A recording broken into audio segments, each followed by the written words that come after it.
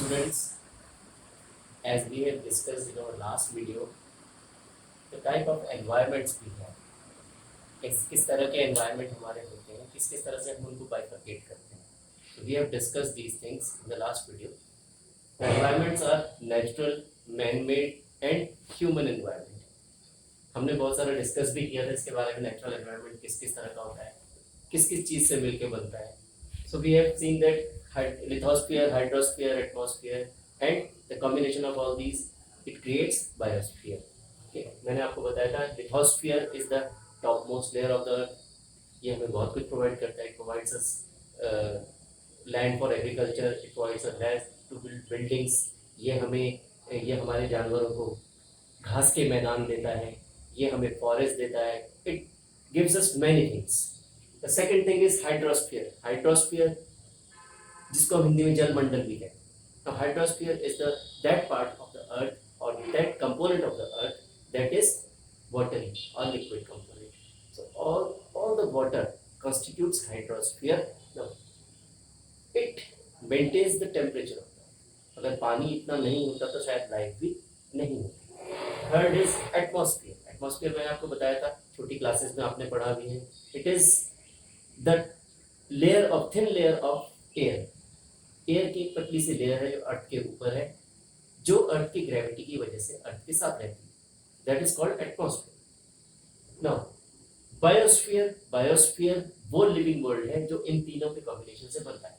It is a narrow zone where lithosphere, hydrosphere, atmosphere they interact with each other and they make biosphere. Biosphere is also called living world. Now हम अपने आसपास के environment से अपनी ज़रूरतों को पूरा करते हैं. ऐसे ही जानवर भी करते हैं.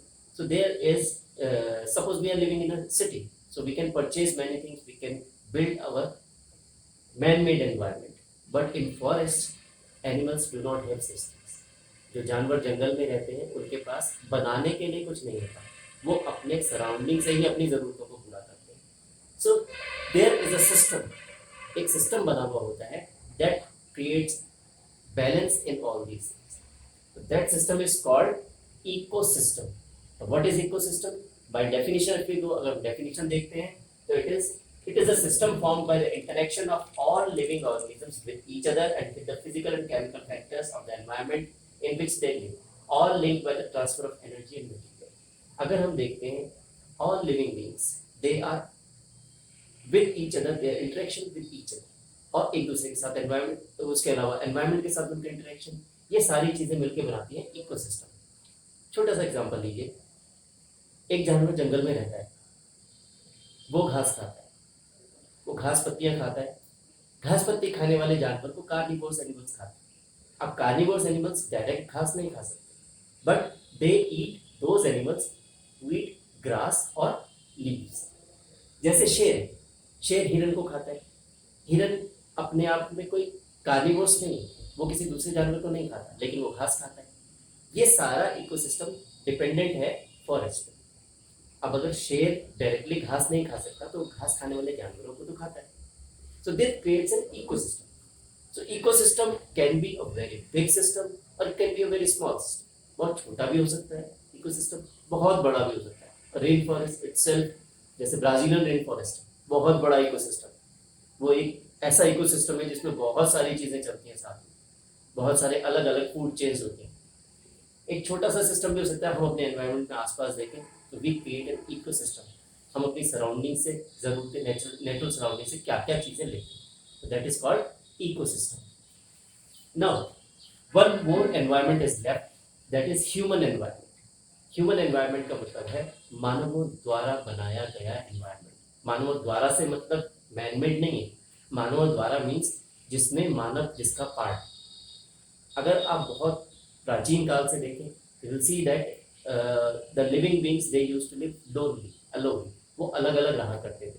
फिर धीरे धीरे उन्होंने शिकार के लिए शायद ग्रुप बनाया होगा, ऐसा माना जाता है हिस्ट्री में कि उन्होंने शिकार के लिए ग्रुप बनाया. फिर धीरे धीरे वो ग्रुप्स बड़े हुए, फिर उनका एक कबीला बन गया. They became a clan. अब उस क्लैन में एक हेड बना दिया उन्होंने. So there comes the administrative system. यहाँ से एडमिनिस्ट्रेटिव सिस्टम आया होगा. ये सारी चीज़ें एक दिन में नहीं। तो human beings try to say improvise their environment day by day, not day by day, it is year by, they try to improvise their environment, अपने एनवायरनमेंट को उन्होंने इम्प्रोवाइज करने की कोशिश की और एक ह्यूमन एनवायरनमेंट बनाया। अब बार्टर सिस्टम आपने पढ़ा होगा कि इकोनॉमी डेवलप हुई थी तो बार्टर सिस्टम आया था। बार्टर सिस्टम आज नहीं चलता, ये हमारे ह्यूमन एनवायरनमेंट के डेवलपमेंट है। आज अगर आपको कोई ये कहे कि आप जो है मुझे कपास दे दीजिए और मैं आपको गेहूं दे दूंगा, तो हमें बड़ा अजीब सा लगेगा कि ऐसे कैसे, पैसा है उसको ले लीजिए, आप जो कर लीजिए उसके साथ। So human environment developed in that, human environment develop होते होते होते होते यहाँ तक आया है। आज ह्यूमन एनवायरनमेंट के एग्जाम्पल्स हम लेते हैं, individual self, community, religion, political party, तो जितनी चीजें ह्यूमन बीइंग से मिलकर बनती हैं that is called human environment. So that was your chapter about the components of environment and the components of environment. ठीक है, इसमें natural, man made and human environment को हमने कवर किया। उम्मीद है आपको पीडीएफ पसंद आया होगा। Thank you.